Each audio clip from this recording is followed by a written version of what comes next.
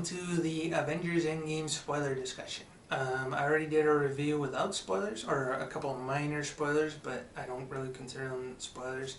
But this one, we're gonna talk about all of it. I'm going to anyways, and then feel free to put spoilers in the comments. I'll put a warning at the top so that anybody will know that there's going to be spoilers. But hopefully I'll spoil everything in this video, so it won't be a surprise. Okay, so the movie starts. You see Hawkeye lose his family to the snap. I guess they're trying to build like an emotional moment for him. Kind of works. But then you see, like in the original teaser trailer, where Tony Stark is lost in space, basically. And what happened was the ship broke down. They couldn't fix it. At the moment when he's making that recording, they only have like a day of air left. And it's him and Nebula. And it's funny, they're showing him playing like that paper football game in the beginning, and her trying to get it and then actually starting to enjoy it was pretty funny to watch. But they do get back because Captain Marvel shows up, and she takes the ship back to Avengers headquarters on Earth. And that's when they kind of skip over the introductions of, here's a talking raccoon, here's Captain Marvel. But yeah, so Rocket Raccoon is there too. Him and Nebula have that moment that you see in the trailer. Pepper's alive. She is, some people were talking about in the trailer, it looked like somebody was edited out of the one shot where the guys were looking up into the sky, and that was Pepper. That was edited out because she's looking at the sky as they're bringing in Tony's ship. And Tony is, like, they were stranded in space. He is starving. He's like, he had to be put on an IV. He was connected to some heart monitor. Like, he's very sick. He's very unhealthy, and he's very bitter. He lost his people. Especially, he was especially angry about losing Peter. And he tries to take it out on Captain America, which, if anybody's seen these movies before, you know that when he's lashing out, it's usually because he feels guilty about something. But, he points out that, he tried to create Ultron to protect them from this. And, and Captain America said that they would fight him, if something happened, they would fight it together, and he wasn't there, and stuff like that. So, he's very angry. But they don't, you can tell Captain America's like, okay, the guy was stranded in space for a while, so I think it was 21 days that it took them to find him and get him back. So he kind of just let him vent, and then that's it. So because Captain Marvel is there, and from watching Captain Marvel that she's pretty confident in her abilities, and now she's ready to go fight Thanos and have him fix what he did.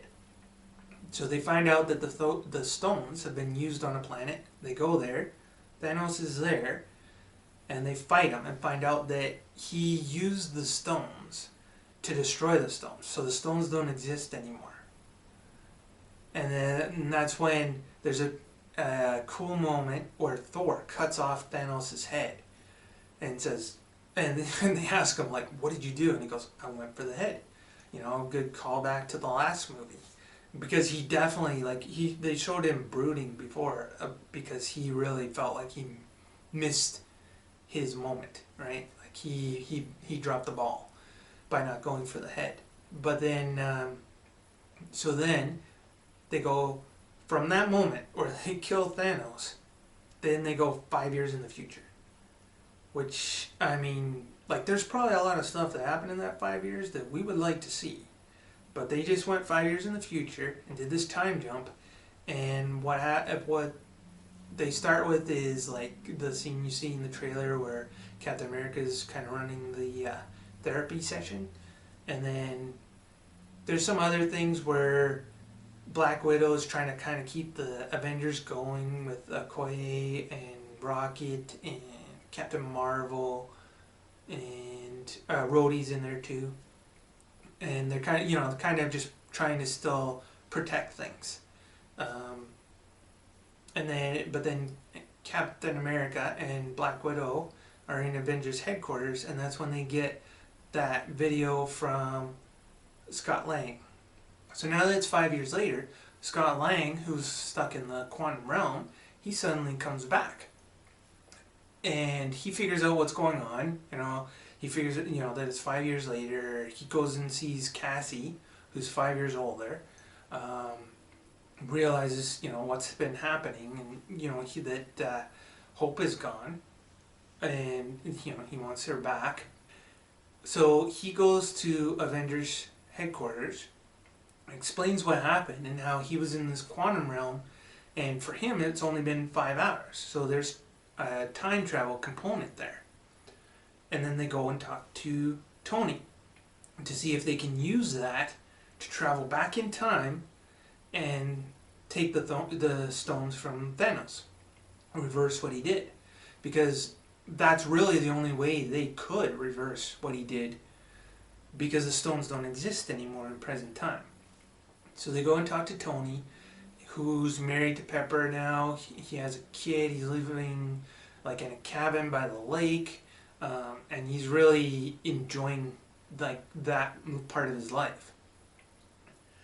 They try to talk to him and stuff, but he's saying that they'll die and that it's not worth the risk because he's already got a life worth living. Like, he's got a family, something that he never really had before. So that part that's what I mean by what I meant in the previous review by there's more story. Like, they really focus on those parts, those aspects of the Avengers and their lives and what they're risking. And then, because Tony rejects them, they go and see Bruce. But Bruce is more Professor Hulk now.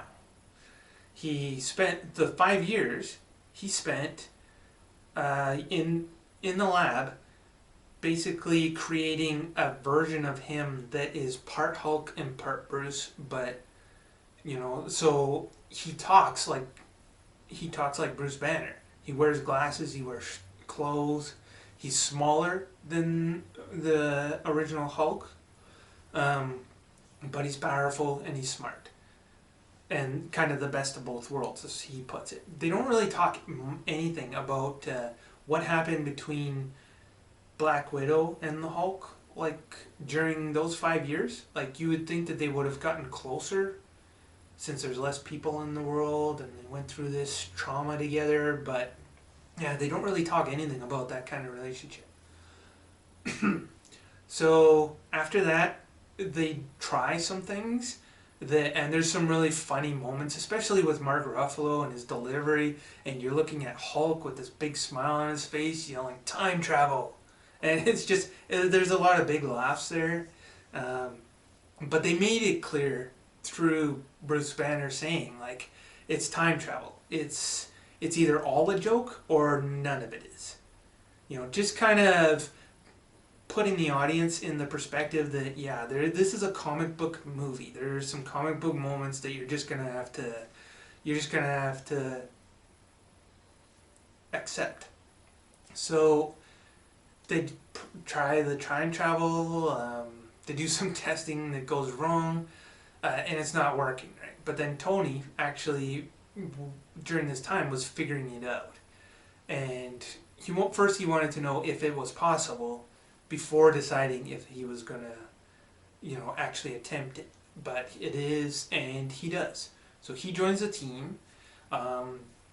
They go get Jeremy Renner's character, Hawkeye, and he joins the team. He's the Ronin character, so he's killing people and stuff. His entire family was gone in the snap, and then Black Widow's kind of like, she wishes she had done something earlier to kind of stop him, but he's kind of I think he basically described it as it's unfair that Thanos would take away nice people and leave criminals, so he is going to kill the criminals. That's basically what he's doing.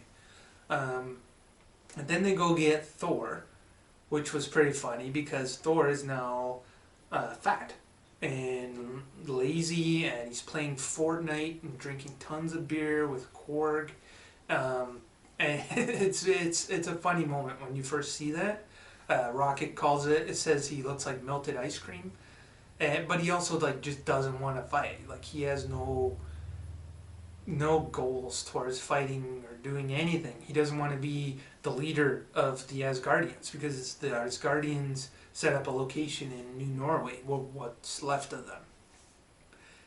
But eventually he's convinced to join.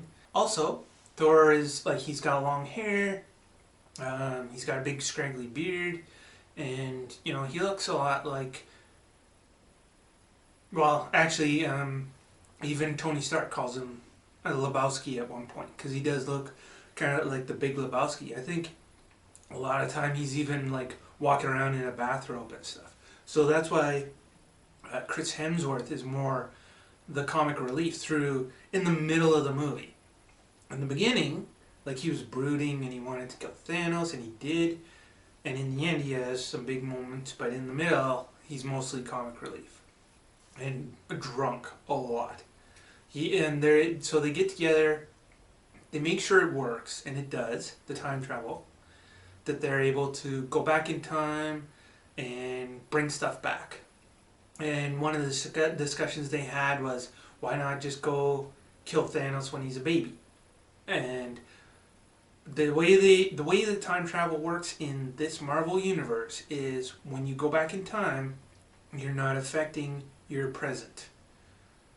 So you can't go back in time and kill Thanos because that only affects that timeline. So when you return to your timeline, Thanos has still already done what he did. But this timeline is going to have a great time because Thanos doesn't exist anymore.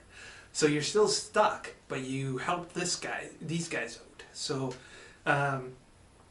that's how time travel works in this movie. And they even said like they were trying to use Back to the Future examples, like Paul Rudd and Rhodey were trying to use those examples as that's how time travel works. And Bruce Banner was like, no, this is how time travel works. So that's what we get, and that's their plan. So they're going, because they only have a certain amount of the Pym particles which they need to do the time travel. They have to figure out like where they and when they can go to get the stones, and how they can do it efficiently so they don't waste the particles.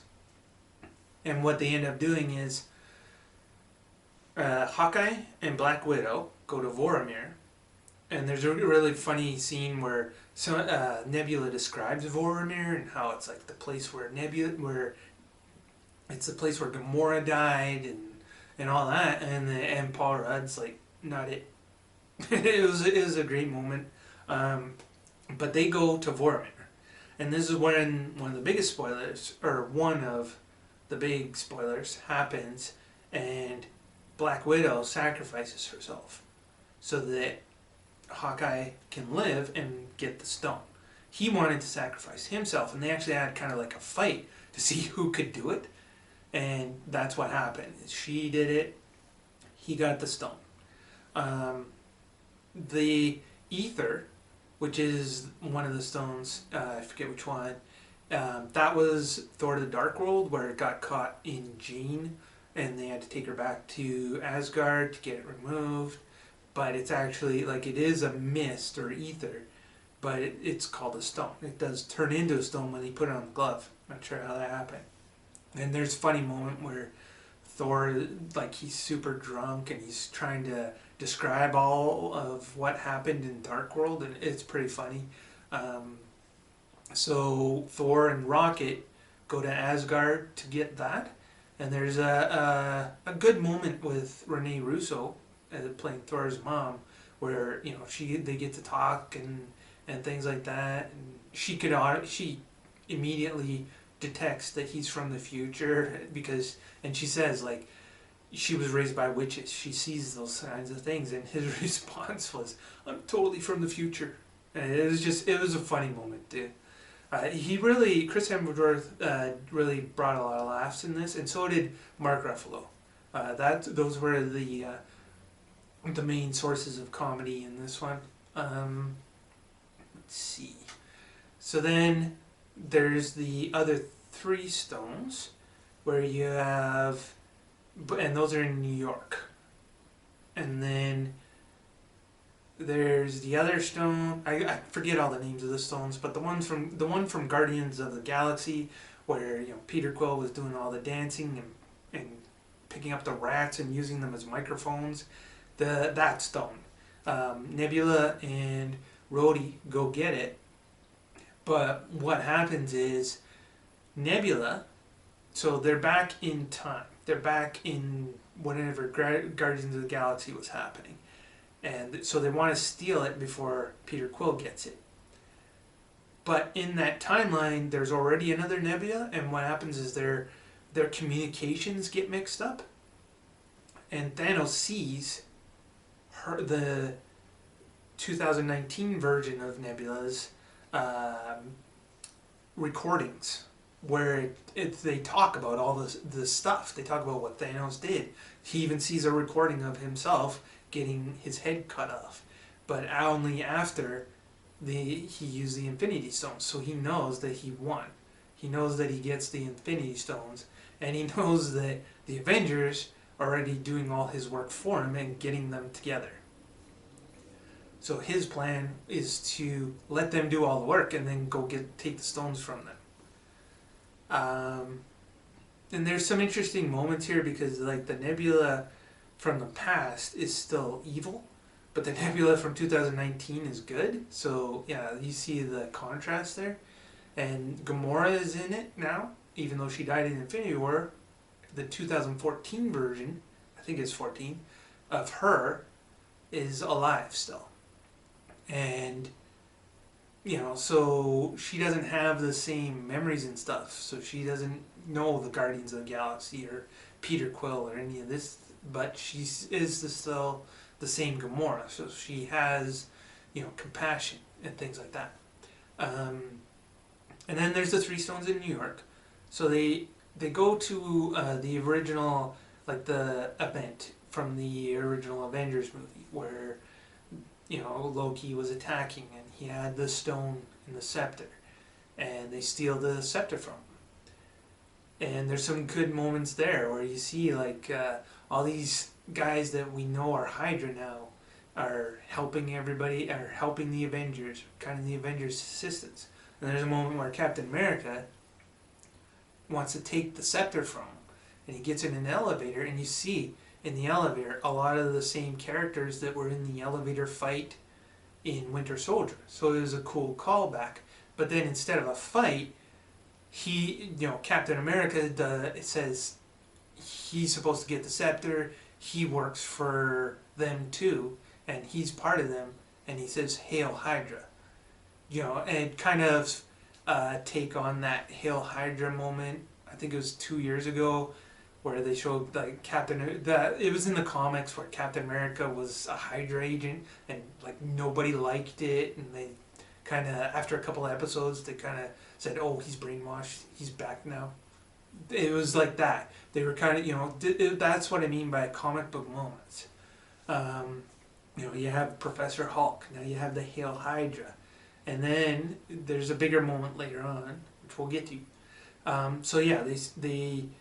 And then there's a moment where they're taking the scepter downstairs, and Hulk has it, or not the scepter. They're taking the Tesseract downstairs, but Hulk wants to get in the elevator with them, and they won't let him because he's too big. So he has to take the stairs, and he's just so ticked off. He just keeps yelling like, "Too many stairs, no more stairs," and stuff. It was pretty funny. But yeah, there's some funny moments like that. But it doesn't go good. They don't get the Tesseract. So actually Loki escapes with it. So that kind of messes up that timeline. A lot of the things they do could mess up timelines. So at this time, like this is taking place during the original Avengers, Hulk is going to the Sanctum Sanctorum to get the Time Stone. he thinks Doctor Strange is there because they didn't really have time to talk to Doctor Strange and figure out where he was at this time, because he disappeared in Infinity War. So they think he's there, but it's actually the Ancient One who has the Time Stone. And they talk for a bit, and basically she doesn't want to do it because the stone is a tool they use to protect Earth, or not just Earth, but the realm. And if they give it to him, well, then they're not protected. So, but then Hulk, or Mark Ruffalo, is saying that, well, they'll bring the stones back. And they go back and forth a little bit on this, but then when Bruce Banner says that Doctor Strange gave up the Time Stone, that's when the Ancient One realizes that, oh, well, it must have to happen then, because it was done for a reason. Otherwise, Doctor Strange wouldn't have done it, because he's like supposed to be like the best of them. So that's what happens. He gets the Time Stone. Captain America gets the scepter, but they don't get the Tesseract. So then they do another time jump. They're running out of pin particles too, so they need more of those. So they go back to, I think it's the 70s, and they go back to the base where Captain America was made, and they find the pin particles there. There's a digitally de-aged version of Michael Douglas there too. He seems kind of like a jerk in this movie. And when you look at the previous movies, like, all the villains are like the villains kind of get created by his bad attitude. When you look at the two movies plus this one, that's what it seems like anyways. He's an old grump. Even when he was young, he was a grump. So they get the Tesseract from there, and they get the more pin particles so they can get back in time. But then also Tony Stark has a good moment where he talks to his dad. And he actually gets to talk to his dad, and his dad doesn't seem so bad anymore. And he even says, like his dad is saying how when he did something bad, his dad would get the belt out. And then Tony Stark is, well, I thought my dad was bad, but now that I'm older, I understand him more. I have a kid of my own, and that kind of thing. So they really had a great moment, and they hugged it out at the end. Obviously, Howard Stark doesn't know that Tony Stark's his kid, but they do have a good moment. And then they show the Jarvis from the Agent Carter TV show is in it. He has a brief cameo.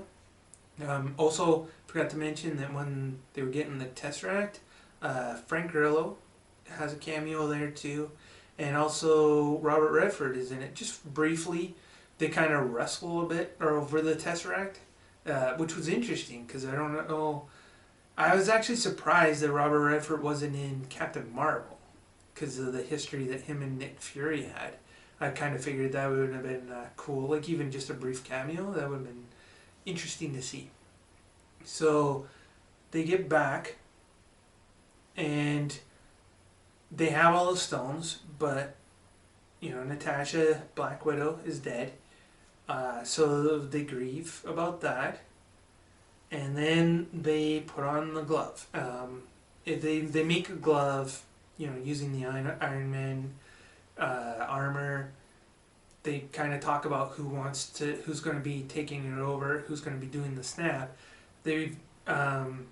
Hulk figures it should be him because there's gamma radiation, so it might be something that he can survive. Like Thanos, when he did the snap to destroy the stones, it almost killed him. Like, he was very weak at the beginning of the movie after doing that. So he does the snap, and they're not sure if it works or not. The new Nebula got replaced by the old Nebula. And so the old Nebula is the one that came back. And she uses the time machine to bring back Thanos and his ship.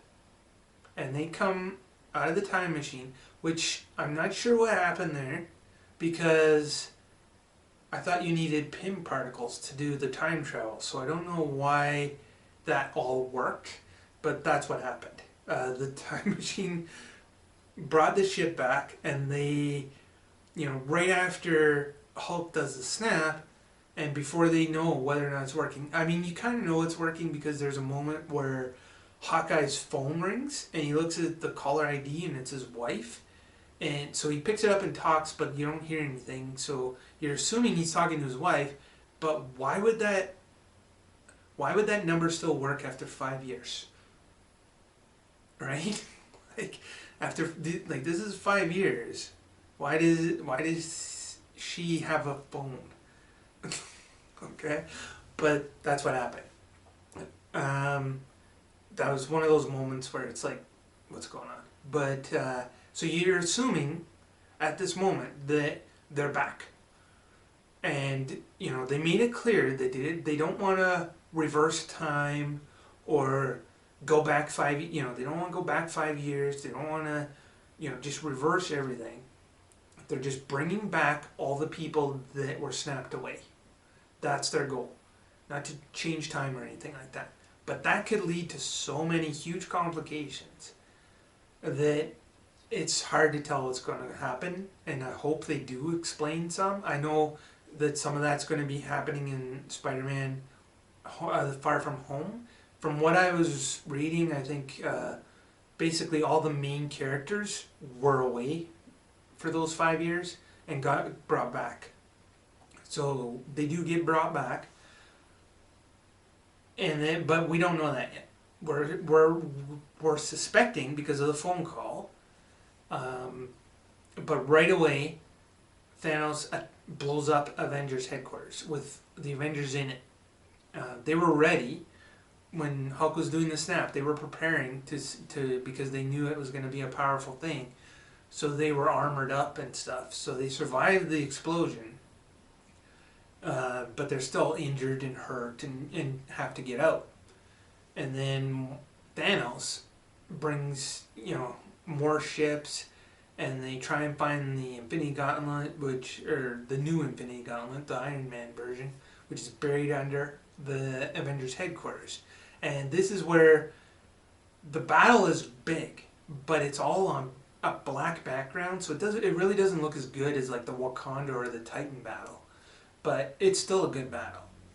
And then you see like this relay race where Hawkeye is trying to keep the gauntlet away from people, but then Nebula shows up and he gives it to the wrong Nebula. There's some fighting there, but eventually the old Nebula gets shot and killed by, I think, Gamora. I can't remember if it was the new Nebula or Gamora that shot her, but she got killed.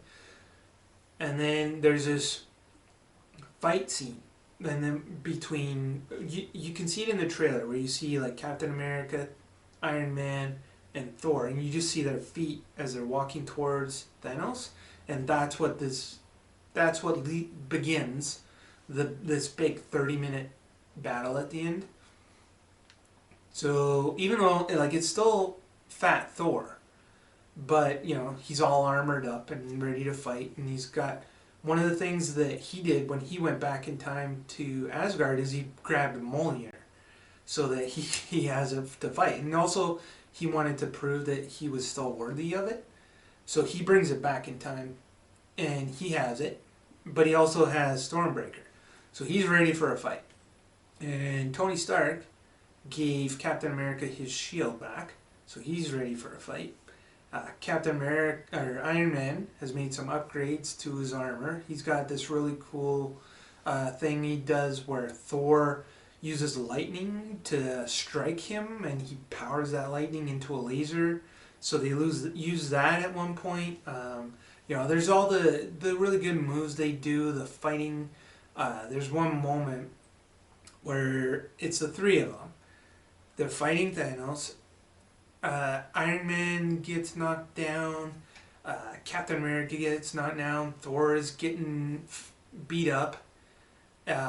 You think he's getting his butt kicked. he doesn't have Mjolnir, but then you see Mjolnir move, and it flies over and hits Thanos, and then flies back, and you see that it's actually Captain America that it's flying back to, and he catches it and holds it, and then he starts doing all this stuff with it, where he's like, he's throwing his shield, and then throws the hammer, and deflects off the shield and hits Thanos, and like he had a lot of moves that he was ready to go with when he got a hold of that hammer.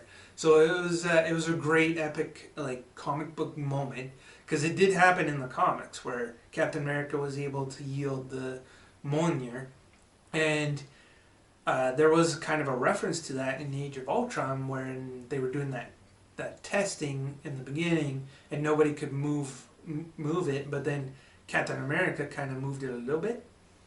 So 5 years later, now I guess he's more worthy, and he was able to not just lift it, but completely wield it.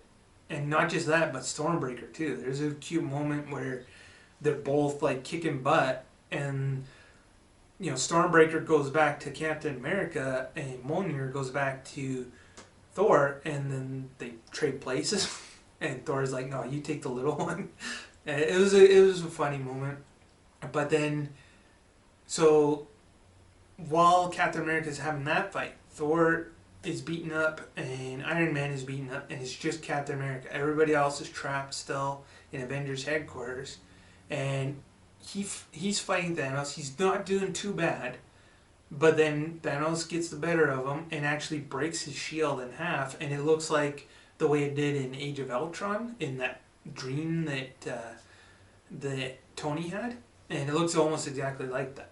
And it's cut in half, and that's when you get to see the moment from the trailer where he straps it back on, he stands up, and then he's ready to fight, and then Thanos brings out his entire army. They're all transporting there, and like it's huge, and it's just Captain America standing by himself, and then you hear like a little crackle on the radio, and you hear and then you hear Falcon say, "On your left." And he looks on it, and he looks back, and then you see the Doctor Strange portals. Those they're opening up, and people are coming through. And the first ones that come through are Black Panther and Shuri and Okoye. But the thing is, and this is just nitpicking, but Shuri is dressed completely different than she was in Infinity War. So after she got snapped back, did she change her clothes? Or did they just think we wouldn't notice? I don't know. But I just thought it was weird to see her dressed completely different. And like that. And so she's back, and then they show everybody. Just slowly kind of bringing back all the Guardians of the Galaxy, and Peter Parker, Spider-Man, and all that. They show all of it. Everybody coming back, and then you have this big, huge, epic battle with everyone. And the main goal is they got to get the Infinity Stones away from Thanos. They want to send them back in time so that those other timelines don't get affected. But it's a big issue. There's some moments where they're doing kind of a relay race with the gauntlet. I think Black Panther, Hawkeye had it at one point. Then he couldn't go any further. He gave it to Black Panther. He went for a while. Then he gave it to Spider-Man. There's a cool moment where Spider-Man's caught and he can't move. And Captain America says like, "Hey, Queens, heads up," and throws Mjolnir. And then Spider-Man like catches it and he takes him off the pile that he was caught in, and it was pretty cool. So he gets stuck where he can't move, and then Wanda comes in, and she's obviously pissed at she's not happy about what happened with Vision. She has some really dark moments with Thanos, and she's ready to destroy him. And she actually, like, at one point she's like taking off all his armor and stuff with her magic, and he says, and he gives the command to the ships to just bomb everything, and they do, and that's when Captain Marvel shows up. This is like, she was in the beginning, she was in it for a little bit, and then she disappeared, and then this is when she comes back into the movie, and she's able to destroy all the ships. So at this point, it looks like the fight is turning, and it's going in the Avengers' way, and Thanos is in trouble. But he's really close to the Infinity Gauntlet.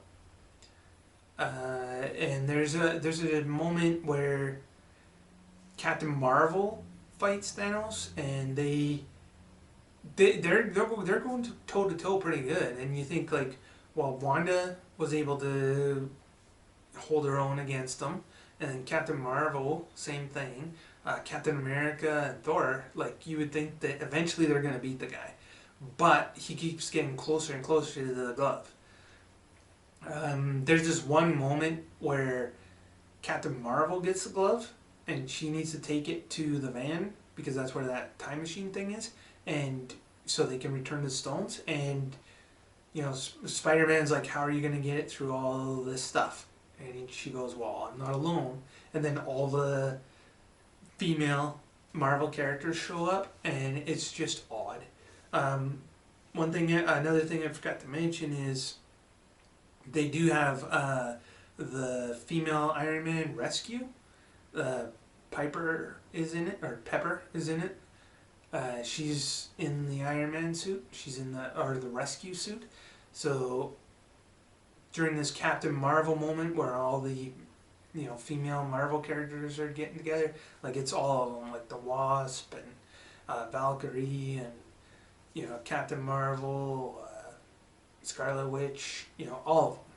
They're all together and they're all helping Captain Marvel. And this is something that I pointed out in the non-spoiler review, is in a moment like that, why wouldn't everybody help? Like, instead of just only the girls. It just seemed like an odd, female empowerment moment to throw into a movie. But, I guess they had their reasons. So there's that. And then, you see some moments with Tony Stark and Doctor Strange where he's like, is this the one you were talking about? The one where we win? And Doctor Strange is like, I can't tell you, or it won't happen. So what happens is Thanos gets the gauntlet, and he's ready to put it on. He does have to fight off a few more Avengers, so there's a lot of distractions going on. And then, just when he's about to snap it, you see Iron Man grab it, but then he pushes Iron Man off, and then he goes to snap, but nothing happens. And what happened was, when Iron Man grabbed it, he grabbed all the stones off, and now he has the Iron Man glove, and he, Thanos says, like, hey, I'm inevitable, and Tony Stark goes, hey, I'm Iron Man, and snaps and destroys all of Thanos' army, including Thanos, and basically he just saves everybody. But, like they said, like, for Thanos, when he used it, it crippled him. But this is a normal human being, and he uses it, and Tony Stark dies. There's some moments, like, he doesn't die immediately. There's some moments he gets to, say goodbye to Pepper, kind of. At this point, he's kind of, like, too far gone. So he doesn't really say it, but she does. But yeah, it's like a pretty big moment that it was really well done. And then they have a funeral scene afterwards. And for those who keep asking, the kid that you don't recognize is the kid from Iron Man 3. Just so you know. If you're ever wondering who that kid is, it's the kid from Iron Man 3. He's grown up now. It's definitely hard to recognize him. I the same thing that most people are saying is, who is that kid? I had the same reaction when I saw it. I was like, who the heck is that? But yeah, that's who he is. But it's kind of odd, like, you see the the shot where they show all these people like at his funeral, and it's just like Nick Fury is there. He doesn't have any lines, and you would think that that would be kind of a thing. Like he didn't even show up in the battle. Um, Neither did Mariah Hill. So, and Captain Marvel's there too, but you don't see Captain Marvel and Nick Fury reunite. So there's a lot of missing moments, but it's a 3-hour movie. You couldn't pack all that stuff in. I'm just kind of, it just kind of, you want to see it. That's the thing. It's like, yeah, you don't really want a 4-hour movie, but there's so much you want to see with these people. You want to see Vision. Like, they never explain what happened to Vision. Bruce Banner and Tony Stark are still alive for those 5 years, so why didn't they try and repair him? Like, I know that they needed the Mind Stone to create him, but then afterwards, like, they were even talking about how he could possibly survive without it. And there's going to be a TV show that's been announced, which is the Scarlet Witch and Vision. So why are you got to bring that guy back? Why didn't you would think you would have brought him back here? Like, even you didn't even have to. You could have just explained it in some brief, like, yeah, we fixed them. We had 5 years, so we figured it out. Like, that could have been done pretty quickly. They could, the technology in Wakanda is still there. Sure, he's probably not the only one who knows how to use it. But yeah, they didn't show anything about Vision. There were a few things like that were missing, but for the most part, like, they really focused on the main Avengers, the original Avengers, and telling their story. And they did a really good job. It's a good movie.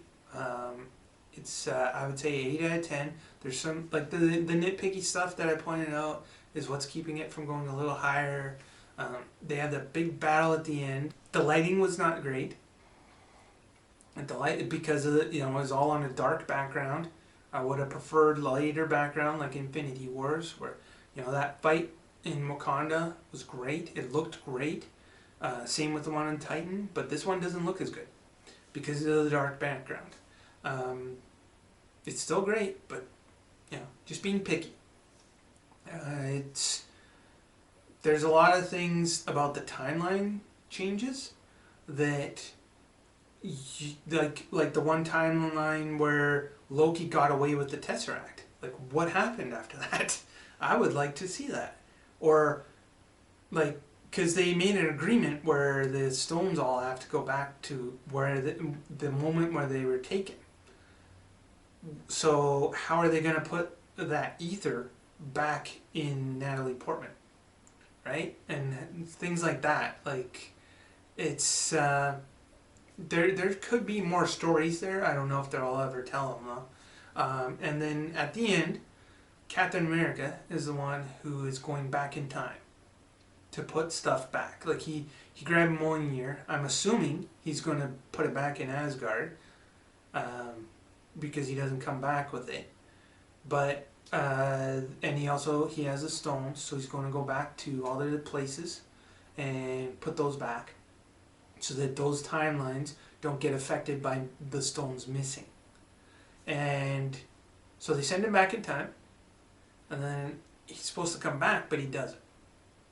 And then they show Captain America as an old man, and he's there now.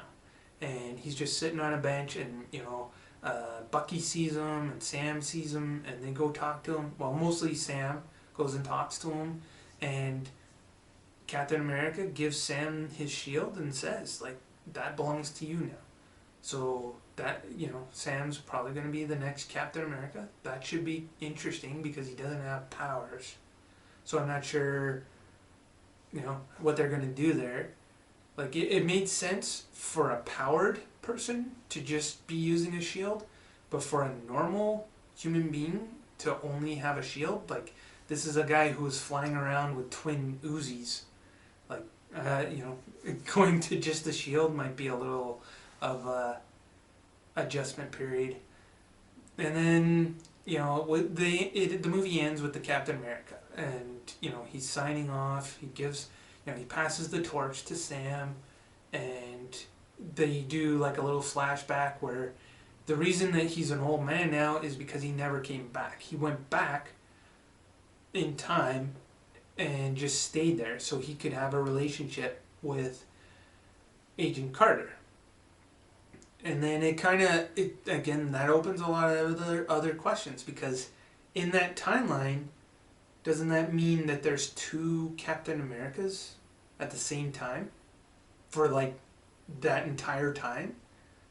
And then wouldn't things have been a lot better if they worked together?